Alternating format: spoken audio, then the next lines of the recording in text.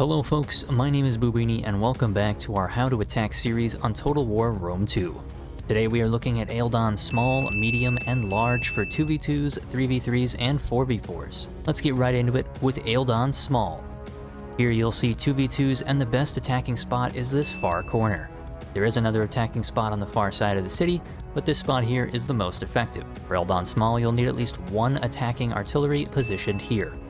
You'll want to knock down this particular wall here, and with that wall down, there are now many potential moves to make, so let's break it down with one section at a time. Looking at the top of the screen, or left side for the attackers, there will be an arrow tower that will need to be dealt with. You'll want to move forward a siege tower wall towards this tower as shown. From here, you have two options.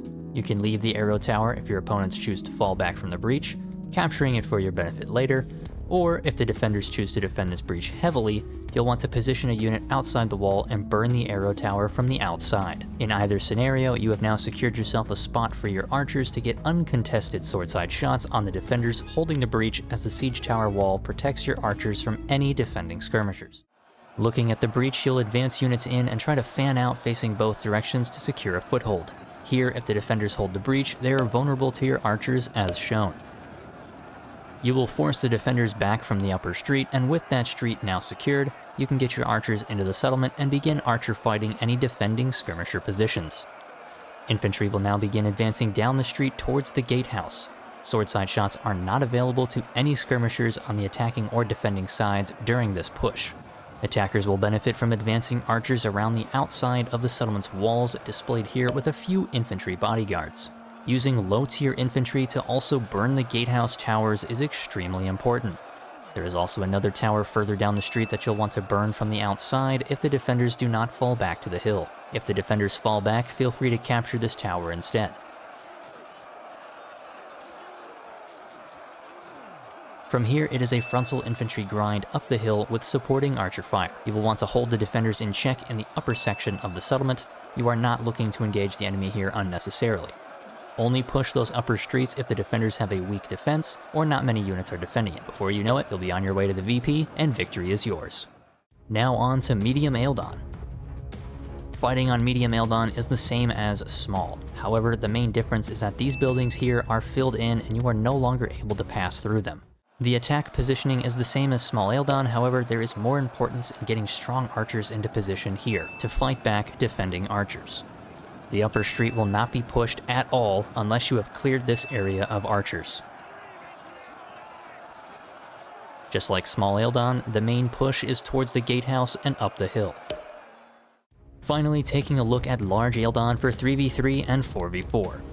You'll want to attack from this section of the city. However, you'll need at least 2 artillery for a solid attack. Here are the artillery positions you'll want to look for. You'll want to target these 2 sections of walls and make breaches. Now let's break it down by taking a look at this upper breach. Like the previous city sizes, you'll want to present the siege tower wall in a similar fashion, and be prepared to burn the arrow tower. Get your archers into position and begin pushing infantry into the city.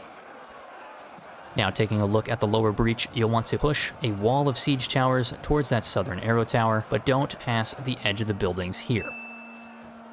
Position archers along the outside of that southern wall and prepare to shoot infantry in the back or fight off enemy skirmishers. You'll also begin pushing infantry into the breach. Now in a 3v3 or 4v4 situation, the 3rd and 4th players will act as support. They will move up low-tier infantry to burn the gatehouse towers while pocketing archers in this general area to either fire at enemy archers near the gatehouse, the base of the hill, the trees, or fire into the sword side of infantry holding the lower breach. They will also support by sending infantry into the breaches to help out their allies. Once the gatehouse is secured, you'll want to begin pushing towards the hilltop.